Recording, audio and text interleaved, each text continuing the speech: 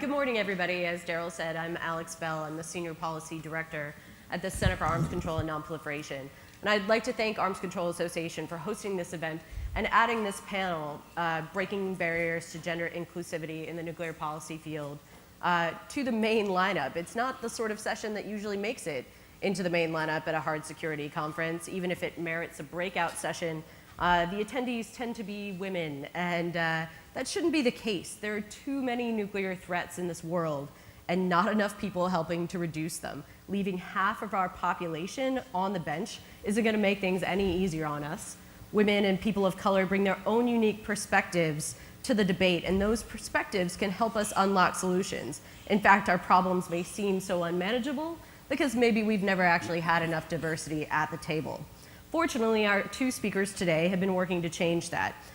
It would take most of the day to outline the full biographies of Ambassador Bonnie Jenkins and Heather Hurlburt, so I will attempt to convey just a few of their tremendous accomplishments. Ambassador Bonnie Jenkins is the founder and executive director of Women of Color Advancing Peace, Security, and Conflict Transformation. Everything needs an acronym in DC, and WCAPS is the acronym here. She is a non-resident fellow at the Brookings Institution. From 2009 to 2017, she was an ambassador at the U.S. Department of State, where she served as the coordinator for threat reduction programs in the Bureau of International Security and Non-Proliferation. Bonnie holds a PhD in international relations from the University of Virginia, along with 4 other degrees. She is a retired Naval Reserve officer and served as counsel on the National Commission on Terrorist Attacks upon the United States, also called the 9/11 Commission. She is also a member of the ACA Board of Directors.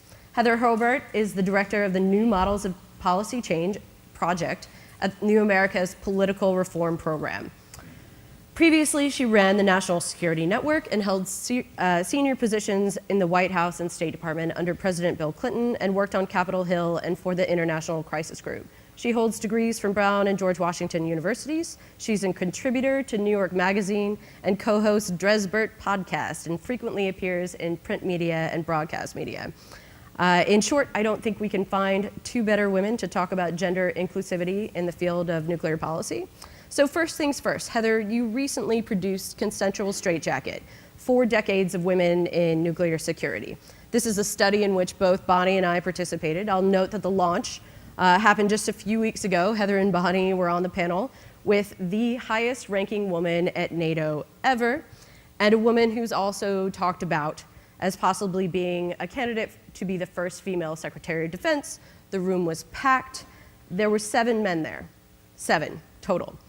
I'm pretty sure in the DC security field, if you had Rose Gottemuller and Michelle Flournoy and these 2 women discussing Annex 7's Section 2, Clause B of the 1997 Defense Authorization Act, you'd have more than 7 men there for it. So why is it that you had this incredible lineup talking about this incredible panel and barely a man to speak of? Of course, there was even a reception afterwards. I don't know what was happening there.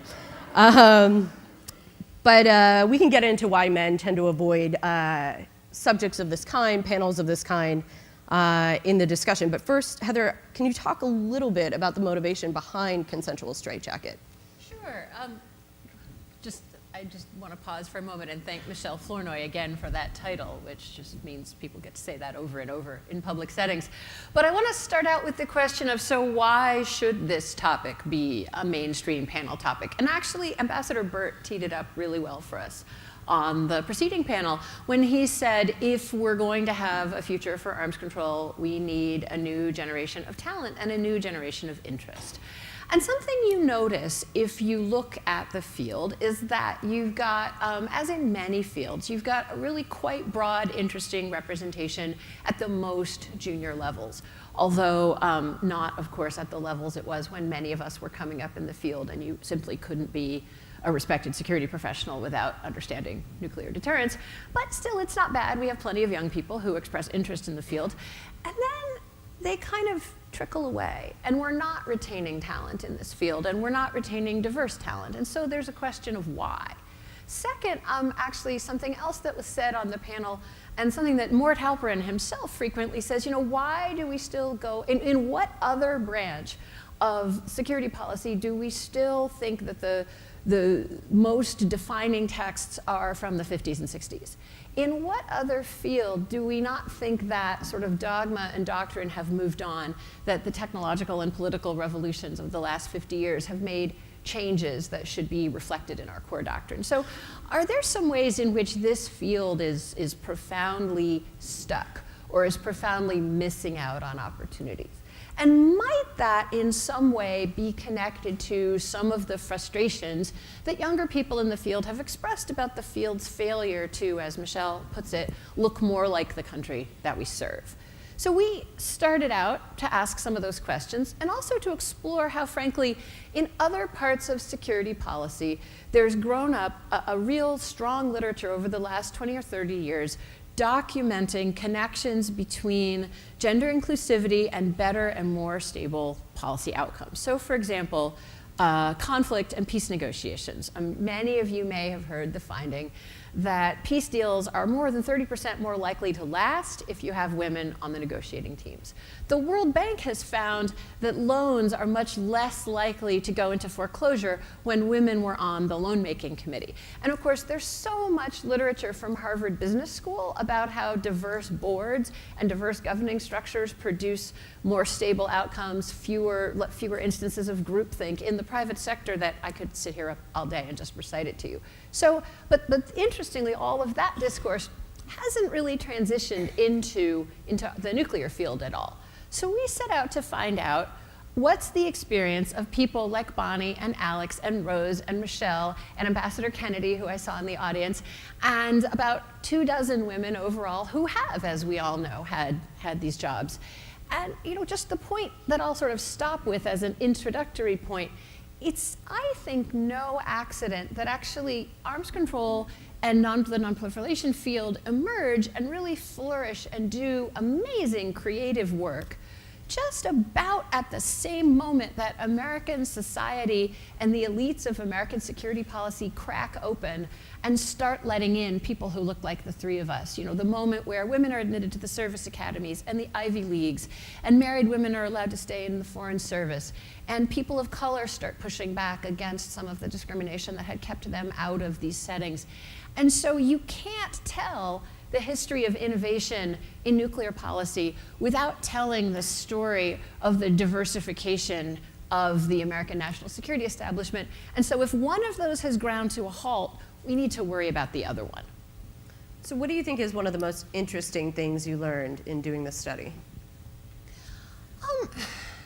The perseverance of the women who stayed in the field, which I think it can be very easy to sort of either say, oh, everything is fine because there are so many great women in the field, like the ones I just named off, or everything is terrible and that there's no in between.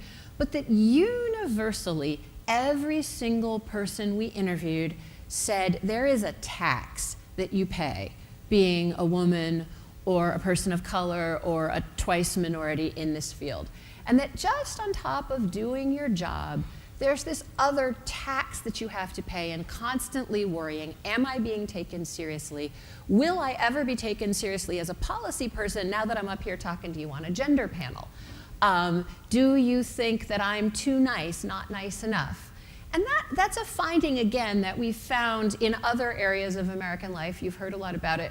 But it's never been expressed in this field. It's not a conversation we've had. And that it was every single person, whether they thought sexism had impinged on their career or hadn't, all of them thought there was this extra weight that they carry, which, again, as Alex said, when you're also carrying the weight of trying to prevent nuclear war, figure out how to manage weapons safely, figure out how to de-escalate arms races, it's a big deal if some of your staffers are also carrying this extra burden. Thanks. So Bonnie, you've had an amazing career in and out of the government. You could have done myriad things when you left the Obama administration. What motivated you to found WCAPS? Thanks, Alex. First of all, I want to say thanks to Arms Control Association for having me and for doing this panel. I think it's really a sign of the different discussions that we need to have in these kind of environments. And of course, it's an honor to be up here on the stage with my colleagues here, Alex and Heather. Well, when I left government in 2017, you know, like most people, you take a little break, you know, take 4 months just to figure out where I am. And the organization I started was really something that I had been thinking about for quite some time. And really, it's because, you know, I've been in this field for many, many years, and I truly enjoy the work of arms control, disarmament, threat reduction, security issues very much. But it was very much a world where it was not very many people who looked like me in terms of people of color. On top of that, you know, having also not as many women in the field. And so I felt that I wanted to do something, one, to give back, but also to see what I could do to try to help bring more voices into this area, into these areas that I've been working in.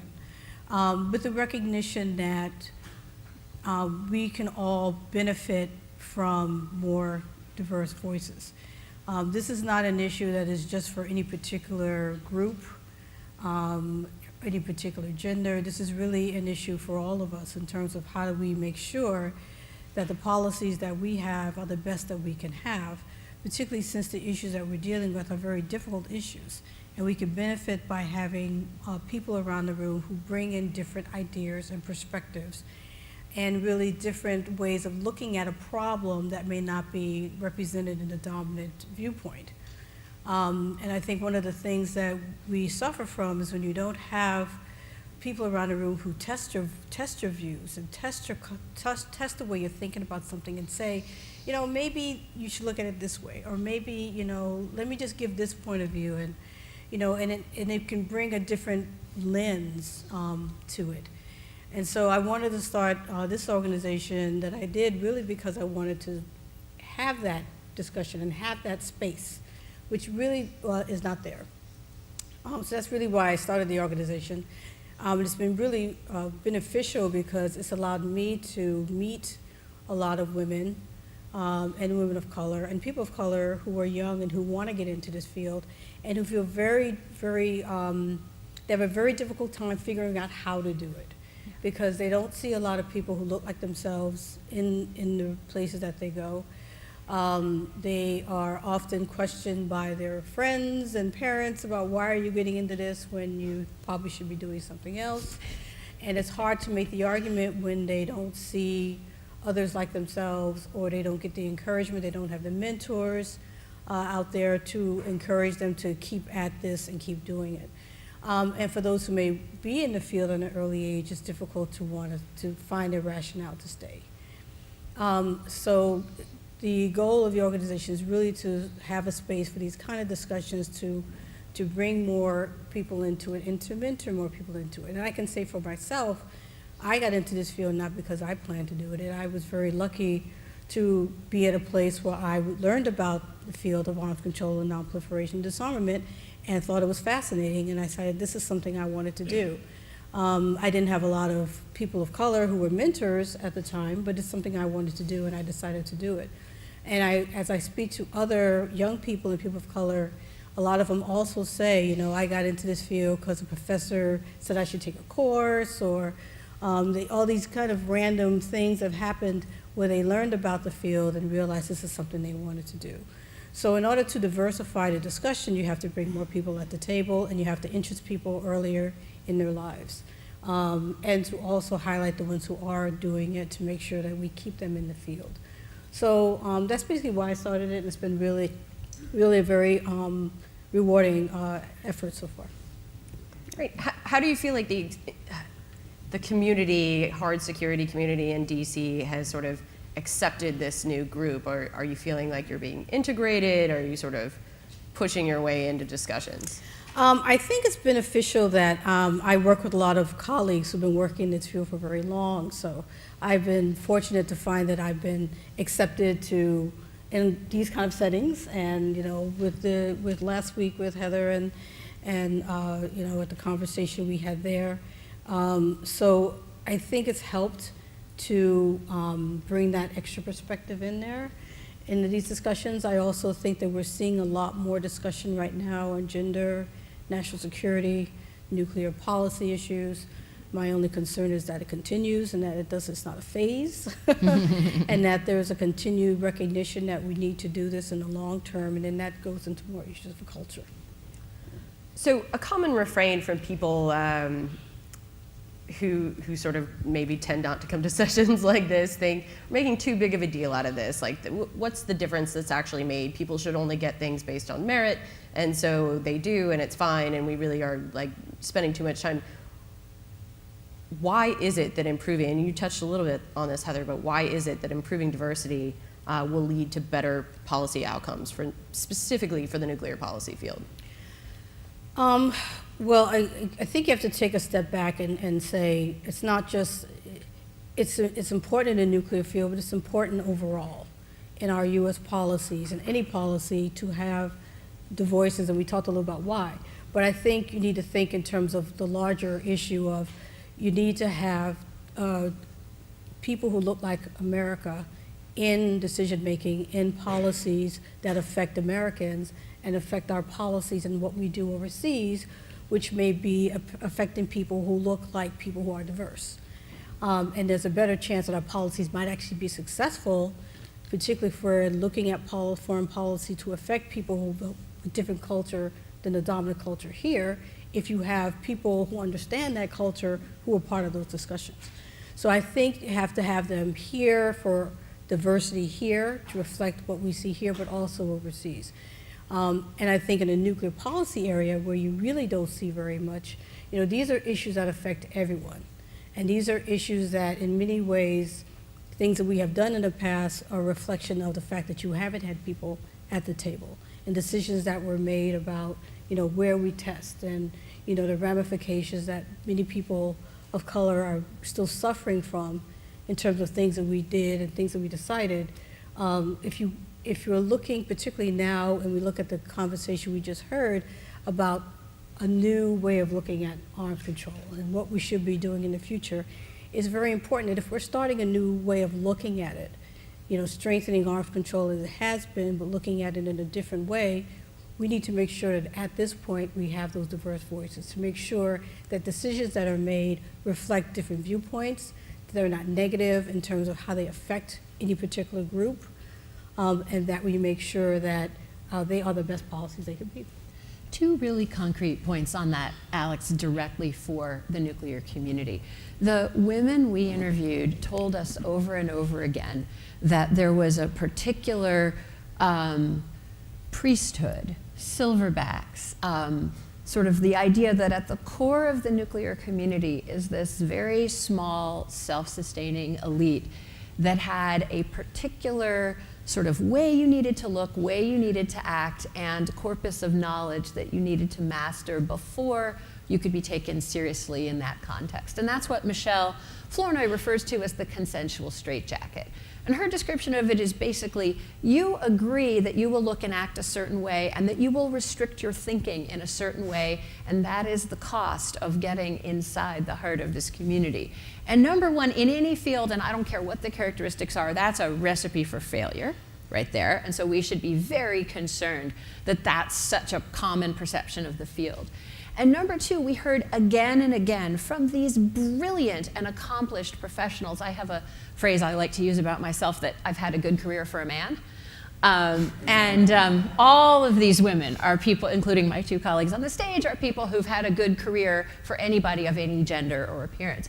And that these people were saying, I opted out of hardcore nuclear deterrence doctrine work because it was too unwelcoming to me and my ideas. And I moved on. And that should be a red flag for this community, whether you care about gender and representation, and you should for all the reasons Bonnie said, but even if you don't, you are hemorrhaging talent. And that is a problem at a moment where all across the national security field, we have problems attracting talent, we have problems keeping talent, we have a catastrophic failure, even though there have been women and others in the field since the beginning, we don't communicate that. So this is, it's a sheer, at some level, it's a sheer numbers and creativity problem. So is there an inherent discomfort in the nuclear policy field for traits, skills, attributes that are often associated with femininity into conversations about hard security, specifically nuclear weapons. The idea that emotion should be completely separate from any discussion of nuclear deterrence. Well, I think that, I mean, yes. I think there definitely is certain beliefs about the way in which one acts or behaves in the field of nuclear security issues. The whole emotional thing, I think, is very, there's two ways, there's a couple ways of looking at it. One is it's tied to the whole female perspective, the female role, and it could be, you know, used as a way to constrain, used as a way to limit involvement by women by saying, you're being so emotional, that's a women trait, that's a weak trait, you can't have that if you're in these hard security areas. And so not only is it constraining in terms of what's being said, but it's also a way that can be used to make people feel as if they're not doing the right thing and they should not be participating because they cannot do it the way it's supposed to be done. And I think that that's probably true in other traits as well that people may have that may not fit the stereotypical way in which one is supposed to behave and act. And the problem with that is that it's also a way of turning people off to being part of something if they feel they're who they are and the way they are is not accepted, or is not, or that I have to change the way I am if I'm going to be in this space. And that could be a real turn off for people. So, you know, it's a way in which, you know, it keeps as Heather said, it keeps the priesthood one way by saying you have to conform. But it has a negative effect of making the field less diverse and less gender representative. Yeah, we heard a couple different ways this plays out. And number one, I'm thinking of somebody we interviewed who's still at the Defense Department, who said, you know, one of the reasons I shifted jobs is that I did find this work emotionally very draining because I never stopped thinking about the reality of what I was talking about. But there wasn't any, that perspective that when we talk about it in the dry language that we use, there's meaning behind that, was not a welcome perspective. So I had to go home and offload it, and eventually I decided I just needed to offload myself into another part of the Defense Department. Second is, again, this extra tax, because if you feel that you're constantly under a microscope, oh, is she gonna get all emotional about this? That is an extra level of burden that, again, people who in any way don't fit the dominant paradigm carry through their days. And actually, you know, again, if you think about some of the greatest hits and the success of American arms control, it's when leaders, mostly men, actually were allowed to get kind of emotional. I mean, think of Reagan at Reykjavik, right? Like that's a very emotion-first presentation. So it's quite possible that we've been missing something. The third point that I would mention, because there are coping strategies. And one of the things, all three of us on stage have worked in international negotiations. Mine were on the conventional arms side. And we heard from our interviewees that people skills, soft skills, emotional intelligence, I mean, they're critical to negotiations. We all know that, right? You don't need me to write a report to tell you that.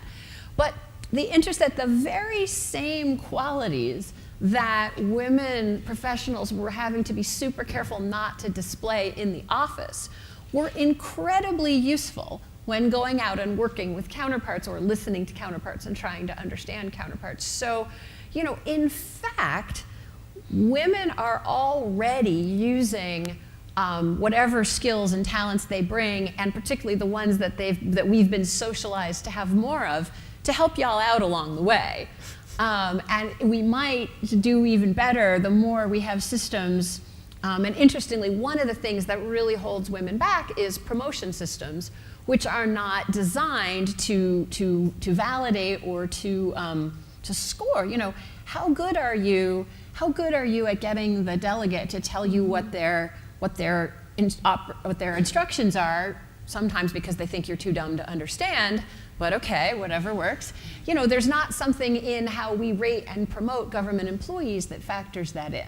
So the women are emotional thing cuts a number of ways. And I just want to add to that. I mean, I think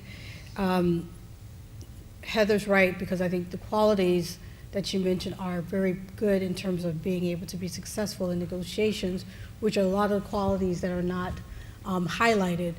But the problem is that because the narrative is not controlled by people who recognize those as being good qualities, they're not celebrated. Or they're put into a phrase of looking at it like it's not a good thing, when in reality it is good. But because we don't control that narrative, the narrative is being defined by those who say that's not a good thing. So, you know, you have to know that you have those qualities, and you know in yourself that these are good things that's going to make for good negotiations, despite the fact that the narrative says they're not. Yeah, it just makes me think about the fact I don't think I've ever heard a colleague working in mass atrocities, genocide prevention, ever talk about being told they're being too emotional when dealing with this very, potentially dangerous situation. I can't think of anything more dangerous than the breakout of nuclear war, but yet there's this sort of wall to not talk about the human factor that would be involved. Switching gears a little, what are the specific steps that you think that we can take to further integrate women to be at sort of equal levels in the field, and specifically the cultural barriers that are inside these institutions that may make it a little bit more difficult to make those corrections? Well, I mentioned performance reviews, which is something we don't always think of. I also want to be sure we talked about mentoring, which Bonnie alluded to. And one of the things that we found in our study that this, and you all know this instinctively, this is an incredibly networked and mentorship dependent field. And every one of the women we interviewed talked about mentorship relationships as being really important to her career. And in most cases, those were lots of men and lots of women. So the field is very tightly knit together. One of the things we didn't do that I really wanted to do was kind of draw a map, because all of the women, particularly the ones my age and older, tended to go back to a few key nodes, who you could all probably guess who they are. But, and again, both male and female. Michelle Flournoy talks about the sort of negative aspect of mentoring being the mini-me. And I think this is a human trait that we all have, men and women, that we pick people to mentor because, oh, she reminds me of me at that age. And the challenge for all of us is to really branch out beyond that and pick people to mentor because we think they'll add something important to the field. The other point about mentoring, I'm actually personally someone who was never very good at being mentored. I never could figure out how. I'm kind of stubborn. Those of you who know me know. But there's a model that in other sectors that sort of, rather than mentorship, you think about it as sponsorship, that explicitly you and the other person are entering into a long-term relationship where you both are going to do things for each other. I mean, the dirty little secret is if you pick your mentees well, it gives you a big leg up at the middle and senior levels, both because they make you look really good and they're information networks for you. So to think about it as sort of building long-term networks, which is maybe something we don't talk about enough. There is a whole raft of sort of ways we can make offices more human-friendly, which people are probably familiar with, and there's lots of details. But the third point Bonnie referenced, which is so important, is that people coming into the field or choosing to stay in the field still don't see people who look like us as representative of the field. So we can get all hung up on how many women do you hire and how many women do you promote, but also who are you choosing to represent your organization at events? Who, when you get interview requests, who are you sending out? Who are you having talk to the media, or when you write reports, who are you citing? Sort of, are we actually creating a field that looks like the field we say we want? And those are steps that anybody in here can take, whether you run an organization, whether you're in a managerial position, or whether you're not in a managerial position. But we all have choices about, as you say, Alex, creating a culture and reflecting to the outside a culture that looks more, as Bonnie said, that looks more like the country and the world that we're coming from. Yeah, and just to build on those points, I mean, culture is obviously a fundamental part of all of this, not just the culture in the organization itself, but the culture in which we all live. And when you're thinking about changing the culture of your organization, you have to understand that we live in a culture that has certain beliefs and certain ways of looking at things. And very often you will have people in a culture who maybe even want to make a change and want to be more diverse, but because we've all grown up in a culture that depicts perception, has the perceptions of people and the perceptions of women and people of color, you kind of have to find a way to step outside of that and understand what's happening and where those beliefs come from and make a decision that I'm going to be doing something different. So part of it is awareness of the culture you're in, the culture that you're trying to make a change, and of course the culture in your organization. And so you want to change that culture, but you have to be, first of all, aware of what is in your brain that you don't even think about, because that's what we've grown up in. And then you have to be also reminded regularly of things that you might be doing that you may not recognize is perpetuating that culture. So even if you say we're going to bring in, 5 women and 5 people who are diverse backgrounds and people who live outside DC and people who have different economic backgrounds, in order to maintain that diversity and maintain a desire for people to stay in that environment, you have to understand that you're going to have to be reminded that you have to keep doing things to make them want to stay and to make them feel included, because you're in a culture that tells you that that's not necessarily the way it has to be. And not only the culture of the U.S. and the culture organization, but the culture of the nuclear policy world. And then it's action. All of this is based on action. Part of it's awareness, understanding culture, understanding what you're trying to do, but a lot of it's action. And one of my favorite things that I talk about when people ask me what's action is I always refer to the movie Hidden Figures and the role that Kevin Costner played, when there was a scene where one of the 3 women always had to, the woman had to always run to use a ladies' restroom because it was segregation, and she couldn't use the restroom where she was working because it was only for white women. And there's a scene where Kevin Costner, he runs out, he has like a hammer or something, and he knocks down the sign that says, "For colored only."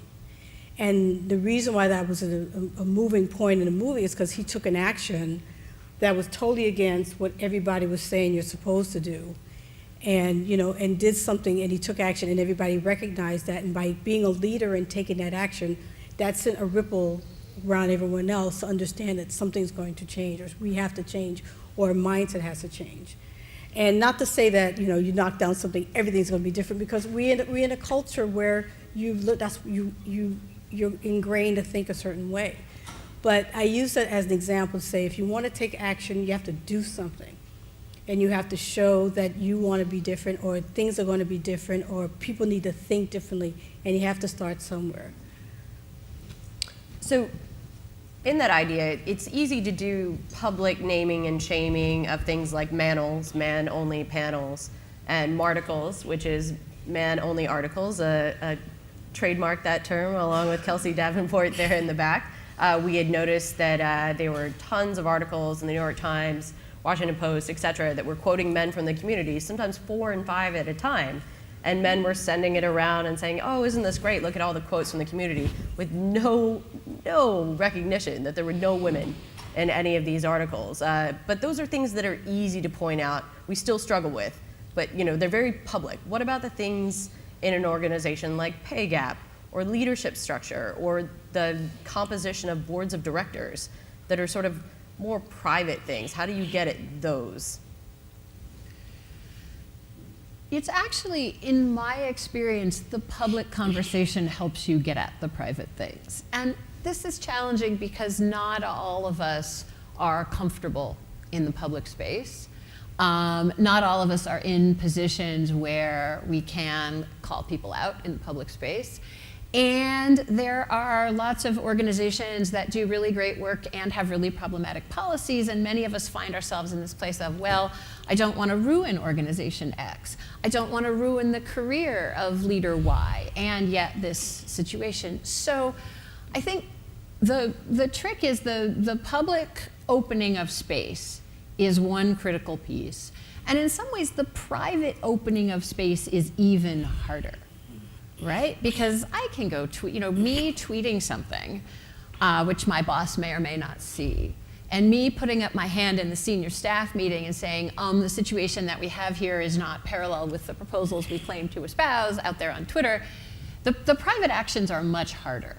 So, for private actions, you need allies, and allies come in all different shapes and sizes, and unfortunately, we don't all get Kevin Costner every day.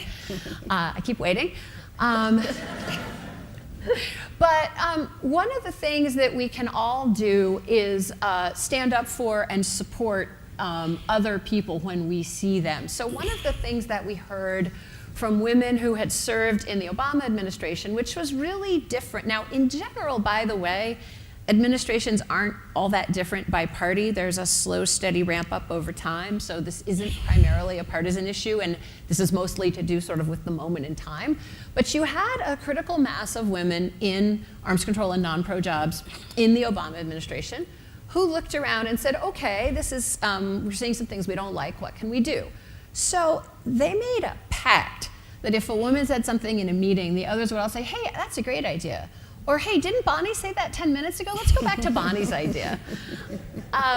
So there was and none of those women was going to go and say, fill in the blank prominent official X, you're kind of sexist. But there was a subtle way of working that helped improve on these things. So it's making the commitment to do it internally, day after day. And also just accepting that some people, it's just like arms control. There's an outside game and an inside game, and you know which one is your role. I pretty much plan to say what Heather has said about internally. I think manels and panels and marticles, those are good because there's a value in having women on panels. There's a value because it shows at least a start of a commitment by an organization and a recognition that something has to be different.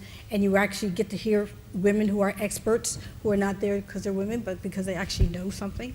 And so, I think all of that is good, but I think it's important what's going on behind closed doors. Because I think it could also get too easy for organizations to just jump on the bandwagon and say, okay, well, we need to do our thing everyone else is doing, let's go have ours, and let's go have our female panel thing. I think it's important to see what's going on in the organization itself. And so you see that when you look at the boards, and how are the boards? Do they have diversity on the boards? And what about the other, levels of leadership? That's when you start to see, and this stuff takes time, so it's not like it's gonna happen overnight, but you want to see that happening. You want to see if an organization has a strategy that they have set forth on diversity. Do they have a strategy for how they're going to diversify their boards? Are they going out to look at women-owned organizations to do some of the things that they want to get done? Do they look for experts who are people of color to do some of the research projects that they have? So I think a lot depends on internally doing something and making an effort and always asking the extra question. It's easy just to go with my friends. It's easy just to go with the people I know, and that keeps the old boys club thing kind of going. Because if the people who are making the decisions are reaching out to their friends, that means it will never really get diversified. But if you take the extra step and say, we need to bring a different organization or a different company or a different researcher to do this for us, to research for us, to do that survey for us. These are kind of things that will show and have more diversity within the organization that will actually help to change the culture, which is always very difficult to change. Can I jump in and say one more thing? I think there's this totally understandable desire to sort of, okay, tell me when I've done enough. Tell me when we've checked the box and we can just move on and get back to talking about arms control. And the bad news, which is also good news, is that even again, if you don't care about gender and diversity at all, it's going to be harder to bring in and keep good people in our field than it was in the past. People are not going to have simple linear career paths and we can just pull them in and keep them, as was maybe the case for at least Bonnie and me. So anybody working in this field is going to have a more intentional management strategy. Also, this is the part of the panel where we complain about millennials. Sorry, Alex. I'm actually like lower Gen X, I think, or upper Gen X. But millennials, younger people in the workforce have a different set of expectations about what the workforce is. Better or worse, doesn't really matter, it's just different. So those of us in managerial positions or who want to be in managerial positions are going to be dealing with questions of how to attract and keep talent and what our workplace culture is forever. And so the sooner that this is part of workplace culture, it's not different from workplace culture. If you do it right, if you do it right, white guys have better ideas and perform better and are happier too. So just the sooner that we all get over the idea that this is a moment or a box and move on to this is part of a way of managing that is just a basic necessity for the century that we live in, the happier we'll all be. Great. So we actually do have time for some questions. There's some folks in the back with mics, so if you just raise your hand there, and then we'll go to Joan. Just right there. Just keep your hand up, sir. Camel jacket. Yeah, I wondered, for whatever progress has been made here in this country, as far as gender inclusivity and diversity, does the same amount of progress have to be made over there in Russia and China? And how much dialogue do you have with those people? Well, I'm glad you raised that because actually it was very interesting. Our respondents talked a lot about not so much China, but how challenging, both on the one hand, it could be very challenging to work with Russia in particular. There were a couple of other sort of most often criticized nationalities, but then at the same time, once you got past a certain point, you attained a sort of what we used to call honorary man status. On the other hand, there are also societies that are doing much better than the U.S. is on these grounds. And I think the important moment, if you think back to somebody like Ros Ridgway, who did all of Reagan's negotiating, there's this excuse that's used of, because other societies are more backward, we can't put women forward because it won't. And there is negative evidence for that. That everywhere we've had arms control successes, women have been involved and participating fully. So yes, there's an opportunity to help each other. And Laura Holgate's Gender Champions Initiative and the International Gender Champions Initiative that was put together by women at the UN, you did have global participation, and that's really interesting. And to me, that's the forum where women in one society can help women in other. Rose Gadamuller has a great story about during the New START negotiations. Actually, do you want to tell that? You tell this story. About the ring? About sending, so she'd send presents to the women on the Russian delegation and not to the men. Yeah, I don't want to tell her stories for her, but yes, you do. There were a couple of incidents while she was negotiating with the Russians, just sort of them adjusting to the female lead on the U.S. side. But the Russian papers at the time, when she was named by President Obama, were like, "Oh no, not Rose. She'll be too tough on us. She'll whip our negotiators, and they'll give up too much." So she had sort of already established herself. But I think it's not just countries like Russia and China that have problems. Some of our closest allies, I would go to meetings and it would just be all men on the other side, and I was like, these are healthy democracies, and they can't even bring one junior staffer in to sit and take notes or what have you. It would just be completely male dominated. But I think Heather's right. You just have to lead by example. The U.S. can get out there and show that we don't treat women and men any differently when it comes to this issue that is a priority issue for the United States, and hopefully people will start to take note. Bonnie? Well, I think I think it's important not just for the U.S. in the U.S. to understand the importance of having well-rounded, diverse policies. I think it's great for other countries too, as well. Of course, they will make their own decisions, but I think that having diverse views is not a unique thing to the U.S. I think it's probably good for everybody. And it would behoove other countries to also think about this and other discussions like these to take place and have those kind of discussions. It's also great when you're in a negotiation to see other women at the table, to see other women right behind the country flag, not only, in the delegation, but also leading the delegations. I think that gives other women in the room a sense of empowerment. It's not just young women who need it, it's other women who are in the field to see other women like themselves. And I think that the entire discussion will be benefited from that.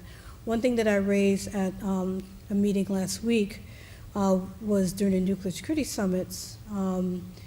There were a lot of women who were lead for the U.S. delegation.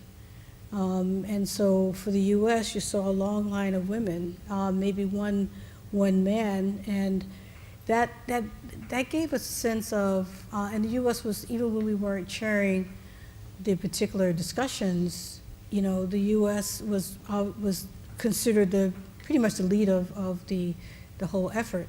And I think that set a tone in the room because of that, and it felt there's a lot of camaraderie, I think, with the other women who were sitting behind the flags and sitting, behind the woman with the flag. And so I think it's beneficial overall to have that from other countries as well. So, Doug? Thank you, Alex and Bonnie and Heather, for your leadership on this issue and for raising the visibility on how important it is and how it's in our collective self-interest to have a diverse workforce. I think that's an important point to have made. I wanted to come back to something that Heather, you mentioned at the outset, the ways in which this whole field is profoundly stuck. We're still operating off of doctrine and thinking and writings from the 1950s and 1960s.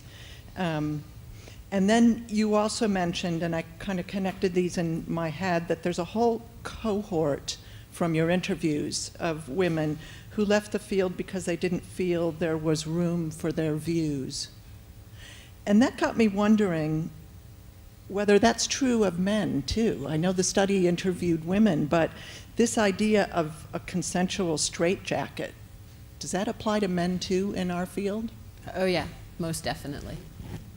And I think so. Number one, yes, and I think it's been really gratifying for us at New America to see that the response to the report we put together has not. So there's been the response of women saying, "Oh yes, thank goodness, someone actually thought my experience was important enough to write about," which was wonderful. But also an outpouring from younger men saying, "Yeah, this exactly describes my frustrations with the field." And that is something, we hoped for but didn't expect. So again, I think there's a real tendency to look at this issue as, oh, we're sort of satisfying, we're patting some people on the head over here. But these women, the women that we interviewed, others in the room, deserve to be seen as in the mainstream and at the heart of this field. And if they're telling us that's something that the field is stuck, as you say, Joan, that's something we all need to listen to. And I guess for me, I've heard some. I think it's just a perception and a way of doing work that's been the way it's been for a long time. And I think that if you're not in that, you're not going to feel comfortable. So that's true for women, and that's true for men. and that's true for people of color. I know some young men of color who also feel very much like they can't figure out, and they're not sure they want to figure it out. So I think it's just a way in which it's been done, that you fit in. And then if you're in the club and you stay there for as long as you want to stay there. And other people have a difficult time figuring how to get in. And it's very resistant to change. And I think that's the problem, because as we were talking about, we need more diversity.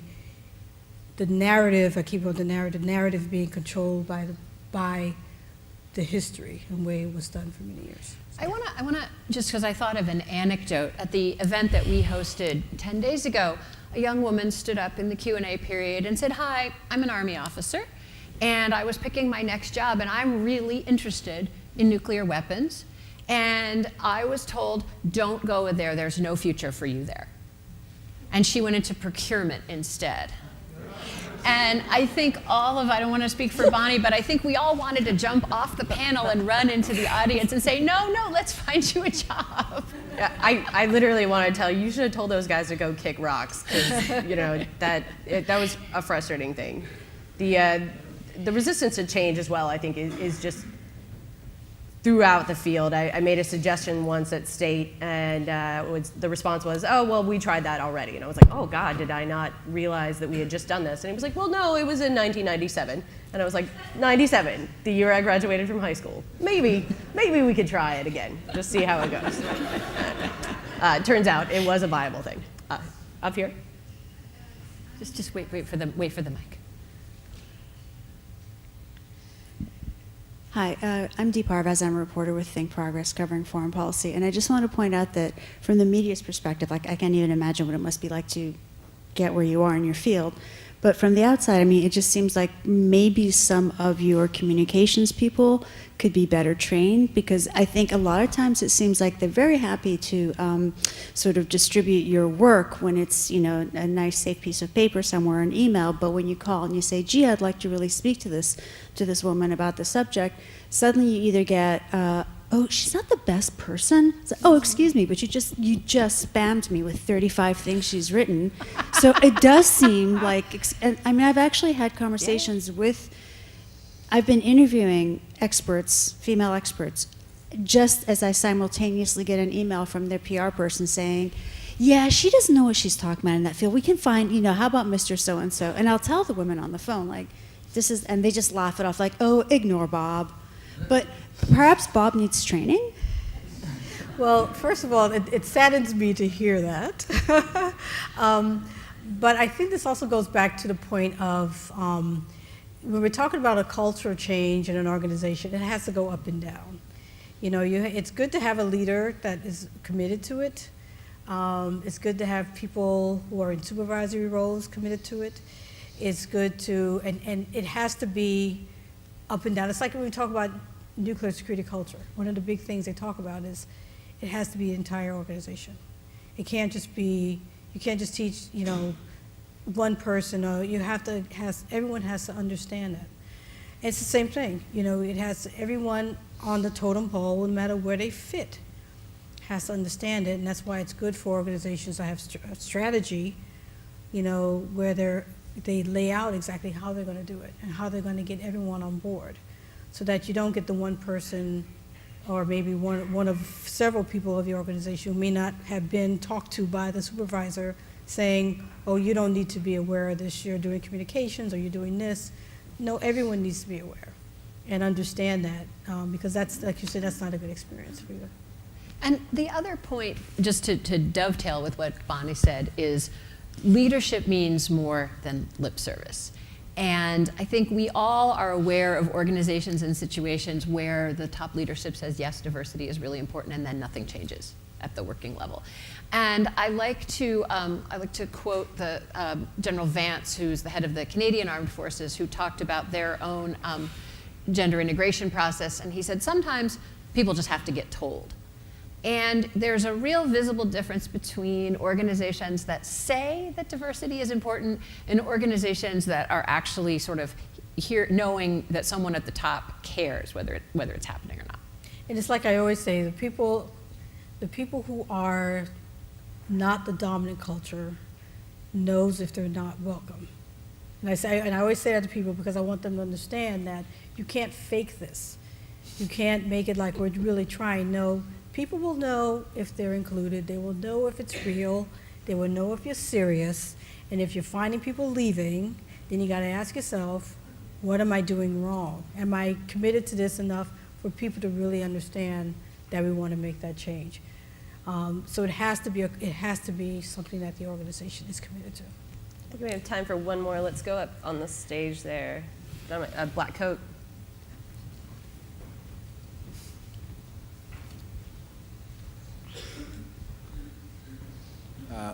Mark Harrison with the United Methodist Church. I just want to say that the straitjacket issue is a major concern, but I just want to say I thought Arms Control Association made a big change when they chose Daryl.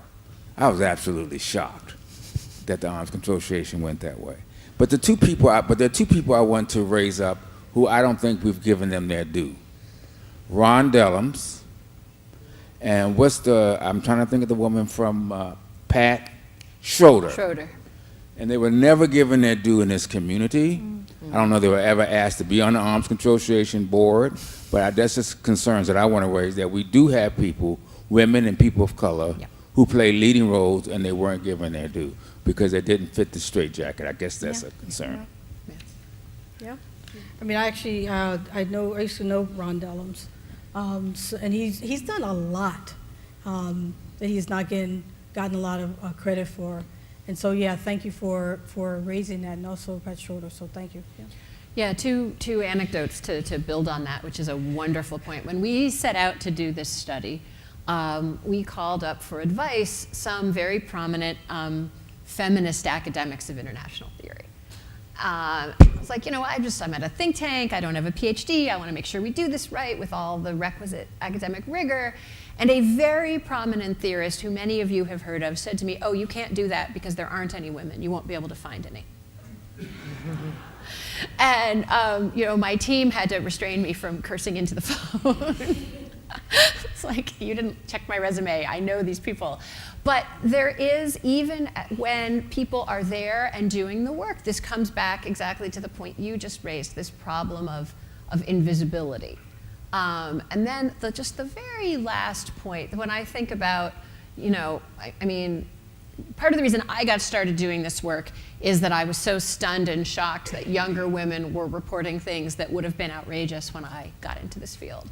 And that I thought, 30 years ago when one of my college classmates said, oh, women don't usually like arms control. And I thought, yeah, this is the last year that that's going to happen. So for those of you who might be sitting there and thinking, yeah, this is all fine, but it's kind of all fine and it's all steadily going along and they don't understand how bad it used to be or what Pat Schroeder and Ron Dellums went through, your female colleagues and your colleagues of color are going through unacceptable things every day. And I really want to thank Daryl and Alex and the team here for doing this, because I think we've had this kind of over the last 2 years, a lot of people looking around and saying, oh, I had no idea. And we haven't taken on that piece this morning, and that's great. I want to be positive and forward-looking, just as on the previous panel. But just in case you're sitting there thinking that maybe it's not that bad anymore, we interviewed 24 women. It's that bad. And I just wanted to add to that is the statement that very often hear about I don't know of a woman, I don't know of a person of color who could be talking about that. One thing I did for my organization is I developed these expert pages where I've listed in all the different areas of peace and security, not just nuclear weapons, but peace and security and conflict, women who are working on these different issues. Many of them are young women, mid-career women, so that there is a place to say, I don't know of a woman that does STEM. I don't know of a woman that does food security. I don't know of a woman that does, infectious disease or nuclear. And I think there are a number of other organizations that have done this and have started to say there are women out there that you can reach out to who are experts on these many issues.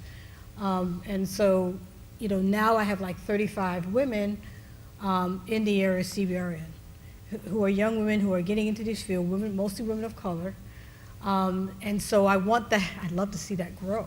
But the point I'm trying to make is that there are women out there, you know, and there's sources, not just my organization, but there's other sources out there to locate people who are experts in these fields. So I just wanted to make sure that people are aware of that. And that I just want to once again say there are important people doing these things. And like I said, I'm really glad that Arms Control Association was able to do this event today at this time of day, when everybody can Not really take 7:15 in the advantage. morning. Yes, thank you so much to Bonnie and to Heather, to Kelsey, and to Daryl for making this a main stage event, and for the two of you for having such a fascinating discussion today. Thank you.